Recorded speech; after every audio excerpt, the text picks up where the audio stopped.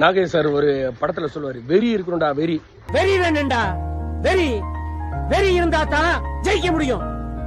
ஒரு 1000 பேர் 5000 பேர் லைக் போடுவோம்.